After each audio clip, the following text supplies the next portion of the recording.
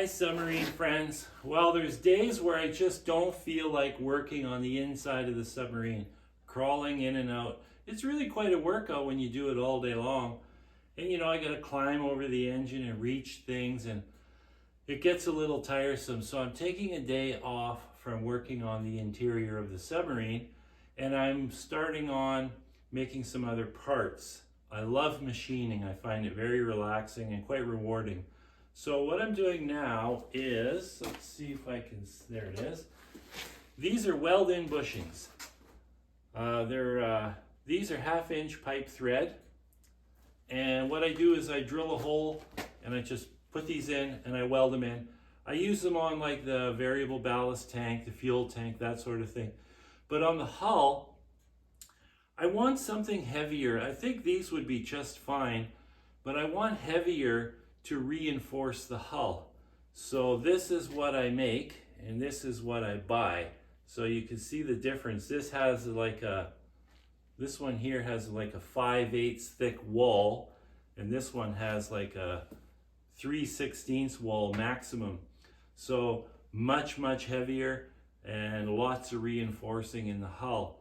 So what I have to do is I run the hydraulics from inside the submarine through the aft head, which is the dome end of the pressure vessel. And so I have to drill that head and weld these guys in so the hydraulic fluid can pass through. Also, I have these high pressure valves, or 4,500 PSI rated, and those go short nipple and then onto that bushing that's welded in, and that's so that if anything goes wrong, I can block off the flow. So, if there's a leak somewhere or something bad happens, all penetrations into the hull have to have a hull stop. So I don't have to turn these off in regular use. I can dive the submarine with these in the open position. This is just an emergency, because the hydraulic fluid is stopped by the hydraulic valve, which can handle thousands of pounds of pressure. So this is just a in case situation. So I need two that are 1/2-inch pipe bore, and then I need two that are 3/8 pipe bore for the steering. So the hydraulic fluid for the motor that drives the propeller goes through these guys, and then the smaller one is for the steering to run the motor that drives the rudder. So this doesn't take very long. I had some problems with my parting tool, but I got that sorted out. So I should be able to make 4 of these in probably under an hour. I'm pretty slow.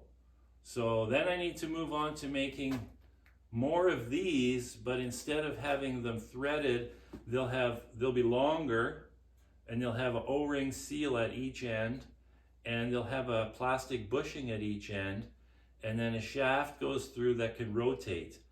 And that rotating shaft will have a thruster motor on it, electric thruster motor. So there will be one on each side of the conning tower, but midway up the pressure hull. And the idea behind that is those thrusters will work to propel the submarine forward, and you can rotate them with 2 handles inside, and that drives the submarine straight down or on an angle or straight up, whichever you like. I'm not a huge fan of that, but because it's a shallow diving submarine, it's perfectly fine. It's perfectly fine regardless. I'm just not a big fan of rotating shafts through the hull. I know I'm overly paranoid. What can I say? It's just one of those things that I'm not in love with. Although I've got many of those things over the years in submarines without any problem. But I say if you can eliminate a worry, then eliminate the worry. But because this is such a shallow diving submarine, there's nothing to worry about. Plus, I go the extra step of putting a plastic bushing at the end, so the rod that's going through is actually carried on the plastic bushing instead of riding on the O-ring or riding metal on metal. And I can also oil fill that void.